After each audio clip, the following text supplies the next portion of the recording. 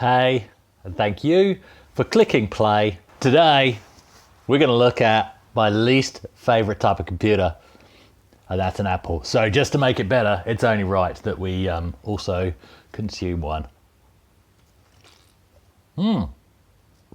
Or a few. So refreshing on a hot day. Seriously not affiliated. And in fact, I don't even like sweet ciders. I prefer the scrumpies, but over here, you can't get hold of them when they do come out because nobody else likes them because they don't understand what real cider is in Australia. Then before long, you can't find them on the shelf again and they're all gone. So before we get into this, so this iMac was gifted to me by a friend when I said I'm into getting into the old computers I used to have, and he said, we're getting rid of some stuff. We've got an old computer, and in my mind, I'm like, oh, what is it? Is it a Pentium 2? Is it a 486? What is it? And they bring this thing round. And I politely went, oh, that's awesome, thanks, and smiled. But I was actually quite excited when they brought this round, in all honesty, because at that point, I'd been watching the Dan Wood videos about using PowerPC powered Macs to run, is it Morphos, I think, an Amiga-like operating system. And so that whole prospect was quite exciting. Of course, once I got this and then did a little bit more research, I realized that you can't actually run Morphos on this. So that's a bit of a pain. It has to be the Power Mac because it has to be the right graphics card.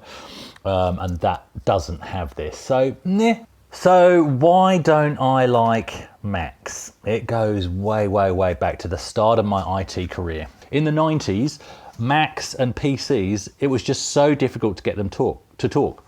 Now, fast forward to, I then got a job as an IT administrator for a lovely company, great. Windows servers, Windows NT and Windows Exchange. The design studio, which is where the Macs were, and there was only about 6 of them, I think, and there was like 80 PCs. So the PCs were the main thing that I had to focus on, which was great. But there were these Macs. To be honest, I didn't have to touch them much, which is testament. They did have some problems, I'm not going to lie. But that's testament to how good the Macs were. And some of them were clone Macs, funnily enough. So I think UMacs or whatever it is. The irony going on from that is I then went from being the IT administrator to being a senior multimedia developer. So I had to work across PC and Mac, even though I was using a PC for doing 3D animation, video editing, and website design and stuff. Of course, I had to get the designs from the Macs, get the graphics from the Macs. So I had to, there was a whole big learning curve. Let's have a quick look at this Mac, because I think it is interesting to play with something that you're really not into, all right? And I'm not going to say it's changed my mind. In fact, I'm going to be open. I think this is a hideous design. I think this design-wise is a piece of shit. I know they loved it when it was a big thing when it came out, and there was adverts of this thing dancing around. What the hell is this? What is it, a tea tray? Is it a lampstand? I don't know. Which way up does it go? So it's quite nice. I guess if you sit it like that with the keyboard under it, then that can be quite nice. But what the bloody hell? This one's obviously starting to lag a bit. What the hell? But there are things I do like about it. So let's have a look. I'm just not, I am not fooled by form over function. Let's put it that way. But there are things I like about it. Okay, so when I first set this thing up, all I got was the Mac, and they didn't give me the keyboard or the mouse. Okay, so I just plugged a generic USB keyboard in. Now that's amusing in itself, because what you'll notice on the Mac keyboard is that's how you eject the drive, is there is an eject button. There is no physical way to eject the drive. There's no button anywhere on it to eject that drive. So that's one thing. And then you're going, well, how do you turn it on? Is there even a power key on the keyboard? I didn't have the Mac keyboard. Now it's not on there. And this is where, you've been working with computers your whole life, and you go, well, how? And you feel so stupid. How do I turn the damn thing on? And you're sort of fiddling around, and you're doing this because it's a screen, and then you're doing this, and then eventually you find, and I'll show you where it is, but right round the back, like it's nowhere, you can't see it from the front. They've hidden it around the back. Of course they have, because they're Apple. So let's have a look. While we're around the back, let's have a careful look at what we've got, shall we?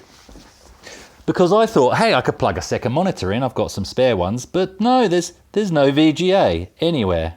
Is that because Apple were innovative and they jumped ahead to HDMI? Of course not. They'd come up with their own bloody thing. What the hell is that?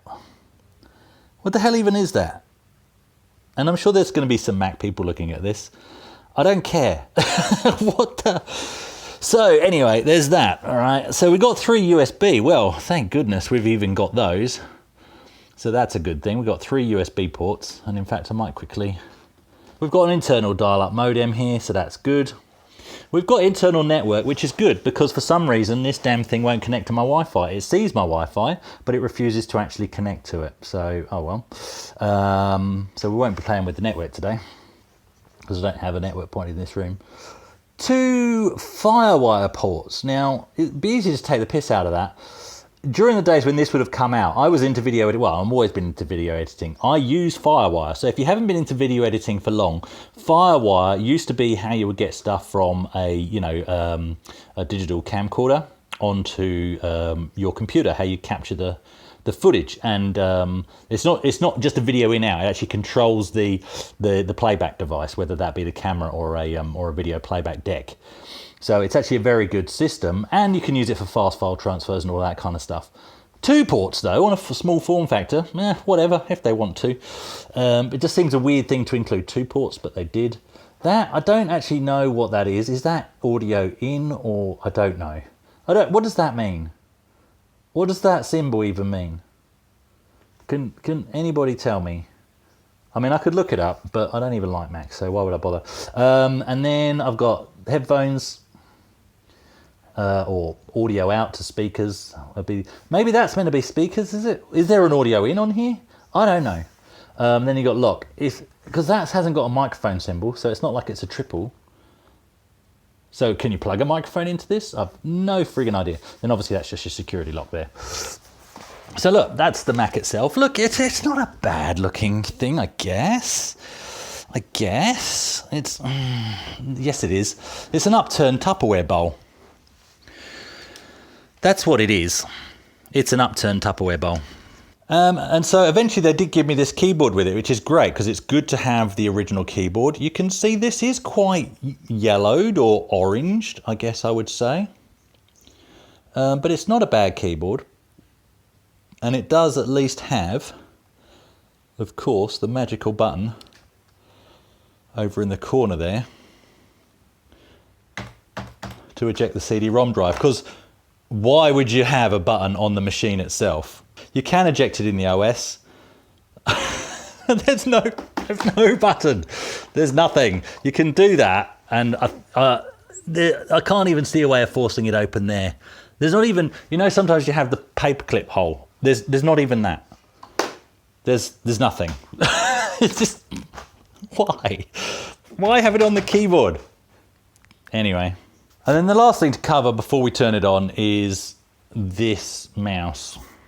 A white one and a black one of these came up on one of the Australian vintage computer groups. And I genuinely didn't know what they were. So he had a white one in box that he said was a bit tetchy, and the black one like this, which apparently are rare, or more rare, that was working. And I said, well, really, it's the white one I want. I said, I've no idea how much. I hate it when people are selling something, but they won't tell you how much they want for it. So I just said, look, to be honest, I got the machine for free. So it really isn't a priority for me.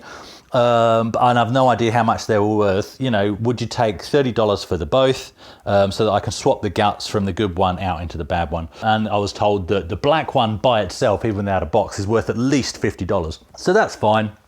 I bid to him adieu, and I got this one local from my mate Shane for absolutely free. Okay then, what you're going to need to recreate one of these mices, if your Apple mouse isn't working, let's move that out of the way.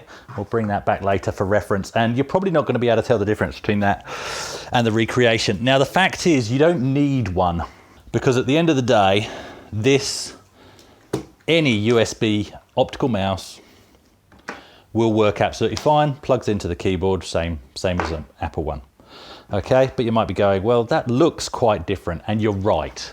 You're absolutely right. So I'm going to show you now how you can turn this into a perfect recreation, keeping in mind only one button has to work, of the Apple mouse. Okay, and you've got a couple of options here. So you're going to need a working USB PC mouse, and then you're just going to need to maybe try a couple of things around your house. This is a whiskey glass, so I could put that over the top there. And now, so you click the top of the thing, you can move the mouse around, and that pretty much feels exactly the same. And I think you'll agree aesthetically. I mean, let's just have a look of the two next to each other. Just to remind you, this is the original one, in case you're not sure. Let's put them better in shot so that you can see. This is the one on the right is actually the original, and this is the duplicate. So you can see that's actually quite effective. If you don't have a whiskey glass, then maybe a piece of Tupperware or something. And again, that, I thought I was going to have to pad that out with like a piece of paper or something, but actually that works pretty much as it is because it's leaning on the buttons there. So just that tip, if you haven't got one of these, then this is pretty much indistinguishable from the original. Okay, now the piss taking's out of the way. Let's turn this thing on. And just a warning, so for some of you, what you're about to hear is the most annoying noise in the world. For others, it may actually elicit a sexual response. So yeah, it depends what side of the fence you sit on. Let's turn it on. Again, we have to feel around the back for about 20 minutes.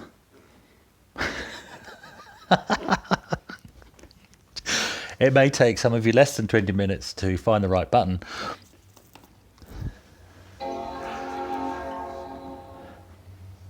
There it is. So depending on what side of the fence you are sitting on, you either just vomited or maybe something else occurred, also resulting in fluids. But look, at the end of the day, let's have a look at this while it boots up, and you can see how long it takes to boot up. Obviously, it's just a mechanical drive. When you sit that down like that, I think I start to get it, because you've now hidden the Tupperware container. And if this wasn't yellowed, and I'll detail how I try and bring this back to white when I try it. But that looks nice. That actually, look, seriously, you know, like I said, piss taking aside, and if you don't have a sense of humour, then seriously just watch another video, unsub, give me a thumbs down, whatever makes you feel better about yourself. I am just having a bit of a jab at Macs, but it's all in good fun. And I've given you the history as to why I didn't like them on a professional level. There were so many incompatibilities between PCs and Macs back then, and it was a real nightmare if you were working in that arena. So let's see if my mouse is working. Yes, it's actually working. That's fantastic. So this I got for free from Shane, which is great. So I don't need to use my whiskey glass, which is good, because whiskey glasses should have whiskey in them. There we go. Look, sitting like that, and sorry, I'm just going to move you down a bit so that you can get that better in shot. Like that, that's pretty. I have to say, that's a pretty looking computer. And yeah, you've seen I'm not a Mac fan. I'm not saying this because I like them. I'm saying this because I don't, but kudos where it's due. Annoyingly, obviously, you have to then bring it up if you want to access that drive. So you can only get away with that for so long. But that is pretty. And look, that's where they then went. The iMacs after this were then essentially an all-in-one flat screen. So is this the first time I've come to appreciate a Mac? Actually, no. Okay. So, and we'll talk about this as we get in. So in that same, when I was in that same job, that's when the G4, G3 Power Macs came out. Somebody's going to correct me. I think it's the G3s. The G4s had a similar case. We had the ring pull that would open it at the side. And I think I'm right in saying the whole board was accessible on the side that opened. Either that or you could easily get to inside of the case, one of the two. It was a beautiful piece of design. That was nice. My housemate at the time, he got the original G3 iMac, the one that basically looked like a CRT, but with funky colours. And he played MDK on it. And I sat down and had a quick play, and he had this beautiful big joystick with it in the same translucent colours. And that was fantastic, and the game just worked. And I'll talk a little bit more about that once we get into playing a game in a second. And MDK looked absolutely great on this iMac. It wasn't a Power Mac, it was just an iMac, but it looked fantastic. Here was me trying to configure a gaming PC and to get the right graphics card to get my games to run well. And there was MDK just running beautifully. Another game he played was A10 Cuba, and I got that for my PC, and we were able to link up and play between the two, so that was good fun as well. A10 Cuba is a really nice game. I'll talk about that if I ever get to play it again. Okay, let's actually get into doing some stuff. And look, I really haven't used Mac OS much. Another reason why I was keen to have a play about with a Mac is because obviously with me rediscovering the Amiga, keeping in mind I didn't really play in Workbench that much, but I think I've come to appreciate that probably the natural evolution from going to from Amiga is probably to Mac OS. I think they're definitely closer in how you use them than Windows is to Workbench. So I think Mac OS feels closer to Workbench than Windows does, is what I'm trying to say there, or any version of Windows that I've ever used. Let's have a look at the specs of this Mac. So about this Mac. Okay, so it's obviously a PowerPC G4 running at 700 megahertz, has 384 meg of RAM, which is a strange amount. Under more info, which bounces a little thing up and down the bottom here. I am finding this weird how this works. This is Mac OS X. I did try and knock it back to OS 9 because I think that's what this came with. And for some reason, it just keeps re-updating itself to OS X. So OS X it is.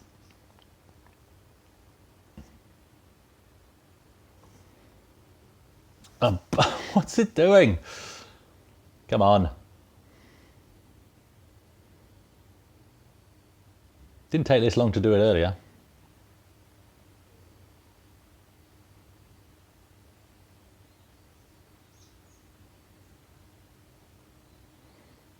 There we go. 700 megahertz, 100 megahertz bus speed. Yeah, blah, blah, blah, blah, blah. But there we go. So you got a 256 meg stick and a 128 meg stick. So that's interesting. I don't know if one of these is on board and the other one's a replaceable slot. No idea what the makeup of these is.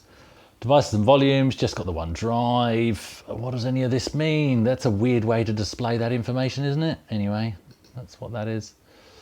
No idea of any of that. Oh, extensions, that's right. They're a weird thing. Are they like drivers or something, or software extensions? I'm trying to think what the Windows equivalent is of that. I remember back in the day of that IT admin job having to mess about with extensions to get certain applications to work and stuff.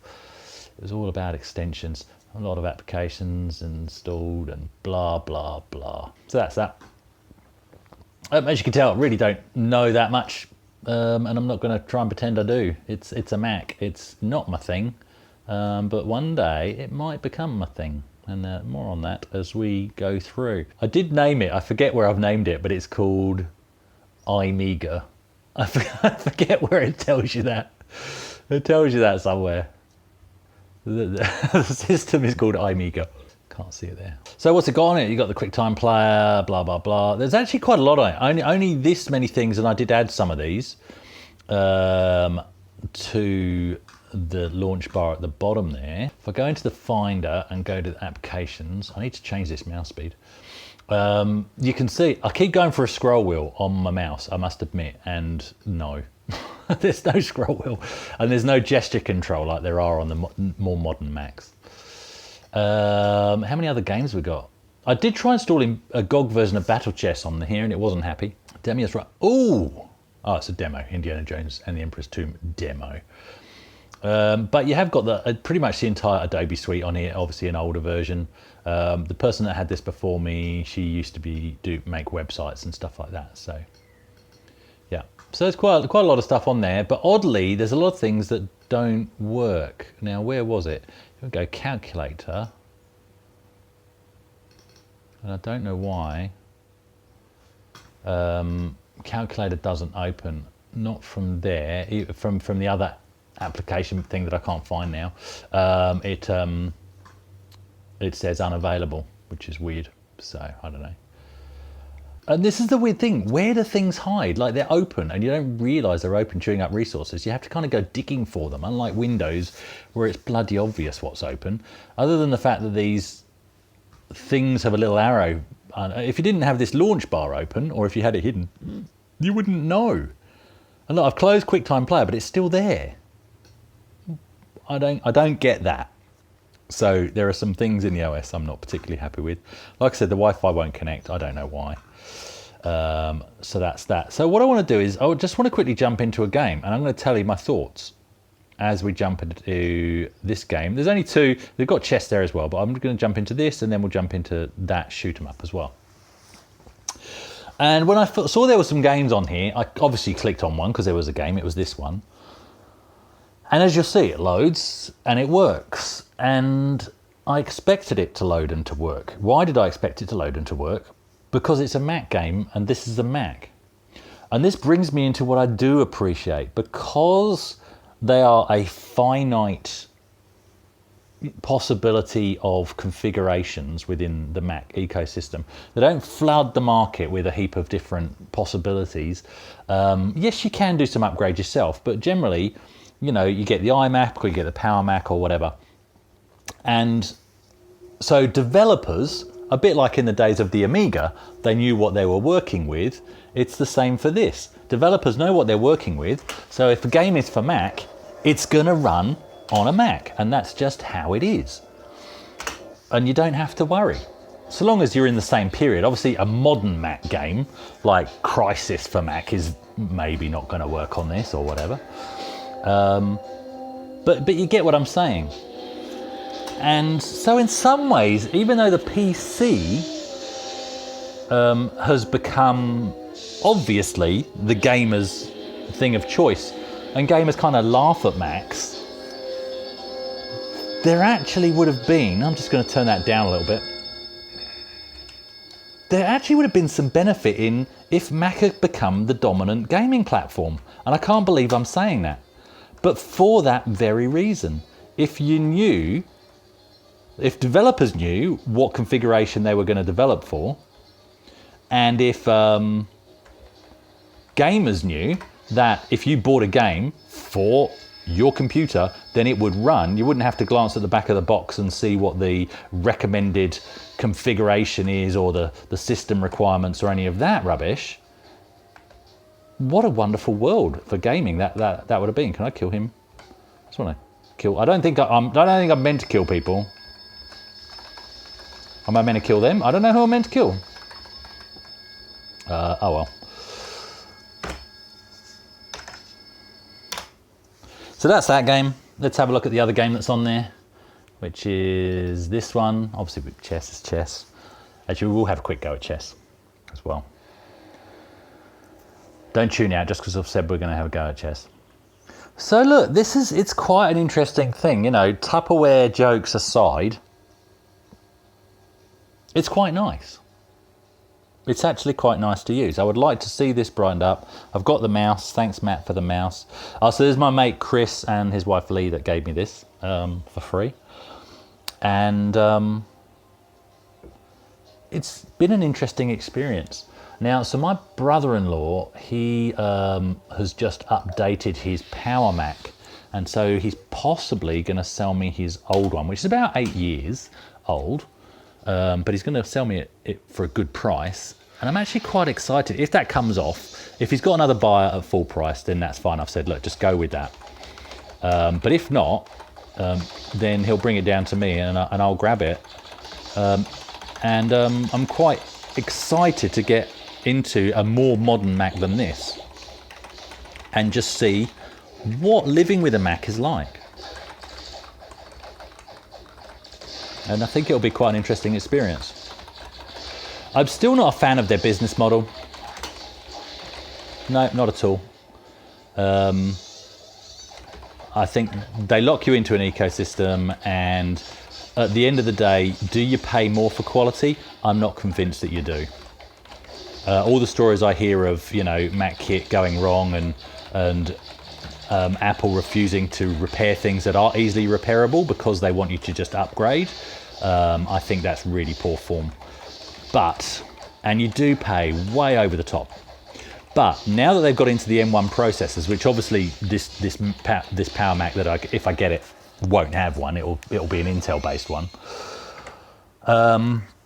But it will be, yeah. Now that they're into the M1 processors, I think they've got a point of difference again, which is putting them over and above the competition in the arena that they're in, and that makes them a viable proposition, I think. All right, lastly, let's have a quick go on chess. And we just want to see how smart Macs are, don't we?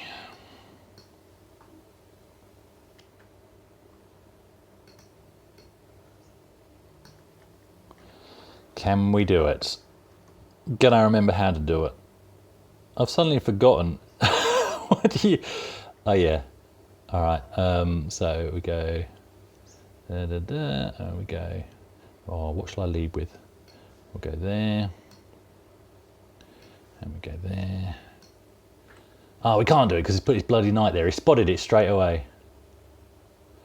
Ah, you piece of crap. Well, I'm bored now. There we go. Oh, dear. Yeah, so look, there it is. And it's actually made me think, even just having a play about with this old G4 iMac.